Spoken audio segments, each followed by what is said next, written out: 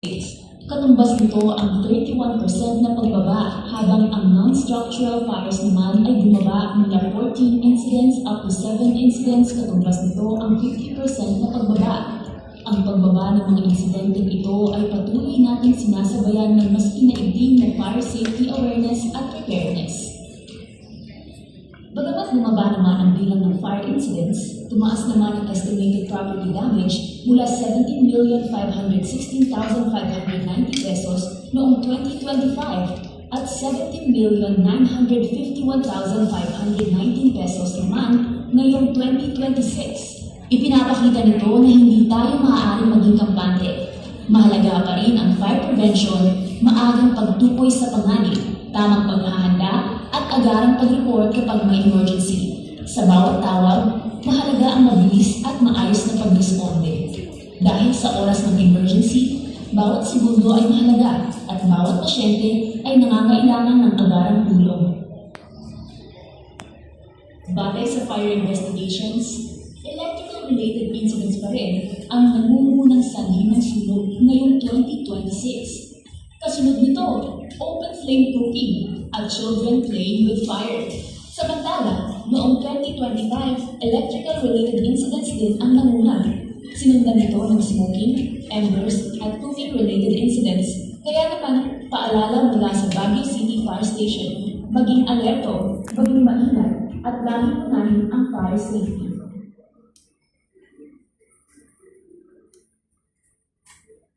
Hindi lamang sunog ang tinutugunan ng Baguio City Fire Station.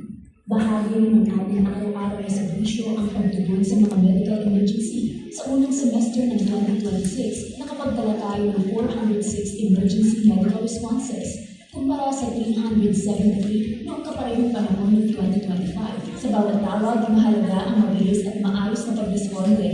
Dahil sa oras ng emergency, bawat segundo ay mahalaga at bawat pasyente ay nangangailangan ng agarang tulong.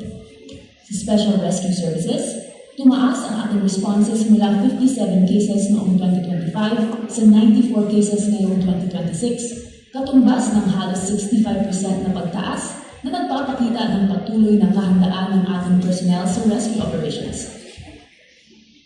Ang fire safety ay nagsisimula bago pa magkaroon ng sunog.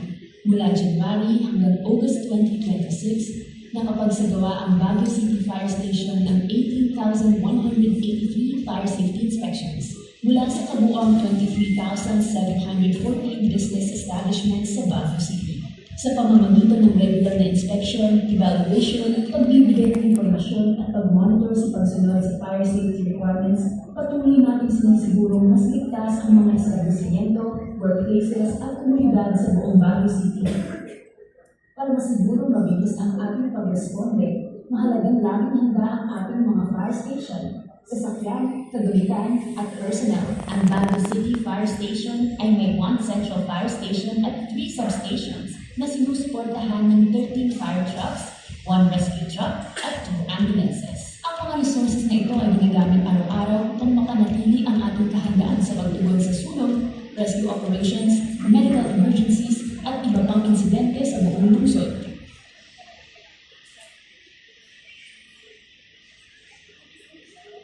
Hindi sapat na trained at handa lamang ang ating mga personnel.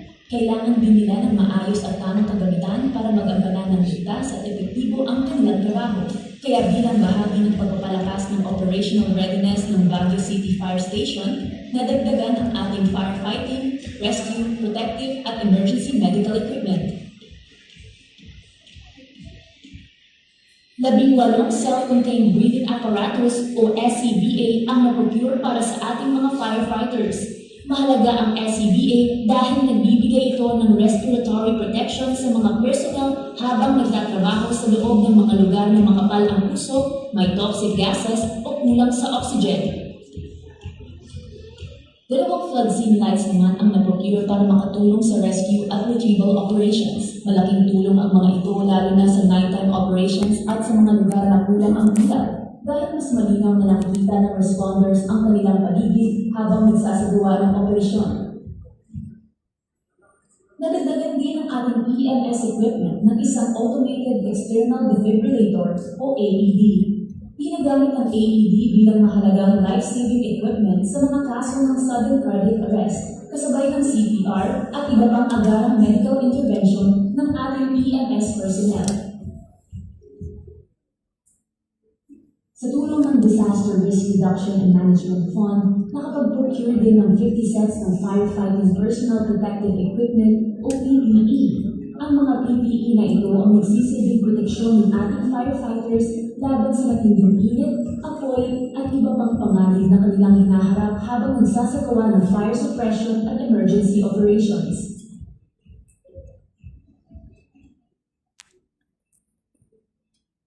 Tower lights with diesel generators din ang na-procure sa pamamagitan ng DRRM Fund.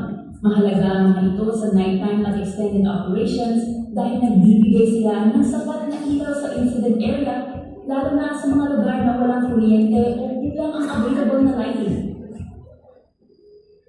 Ang serbisyo ng Baguio City Fire Station ay hindi lamang makikita tuwing may emergency. Sa pamamagitan ng Buckets with Love program, nakapaghatid tayo ng pangunahing pangangailangan at food supplies sa mga pamilyang nangangailangan. Patuloy din ang pagbibisan ng ating mga personnel sa Adopt a Park program sa pamamagitan ng regular na clean-up at maintenance activities. Bahagi ito ng ating kontribusyon sa pagpapanatiling malinis at maayos ng mga pampublikong lugar sa Baguio City. Sa pamamagitan ng Fire Safety Training for Women, nabigyan ng mga participants ng kaalaman at practical skills sa fire prevention, basic firefighting, at tamang pag-responde sa emergency. Gayunin nito mas maging handa ang mga kababaihan na kumilos ng tama at ligtas sa oras ng emergency. Bahagi ng ating serbisyo ang pagtugon sa animal rescue operations. Sa bawat insidente, patuloy na nagbibigay ang Baguio City Fire Station ng mabilis at ligtas na tulong upang mailigtas ang mga hayop na nasa panganib. Sa pamamagitan ng Mercy Mission, nagbibigay tubay at suporta ang Baguio City Fire Station sa ating mga kasamahang pumanaw habang naglilingkod. Bilang pagpapakita ng respeto, pagkakaisa at malasakit sa kapwa bumbero.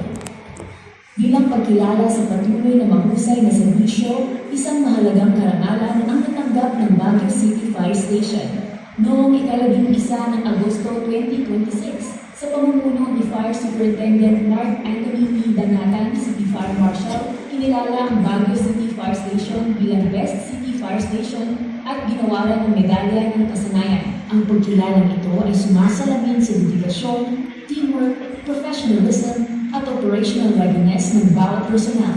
Sa unang semester ng 2026, patuloy natin natatag ang ating serbisyo, 144 personnel, 36 fire incidents, 30.95% na mas mababa kumpara noong 2025, 406 emergency medical responses, 18,183 fire safety inspections, 1 central fire station at 3 substations na sinusuportahan ng 13 fire trucks, 1 rescue truck at 2 ambulances. Kasabay nito ang mga bagong kagamitan, patuloy na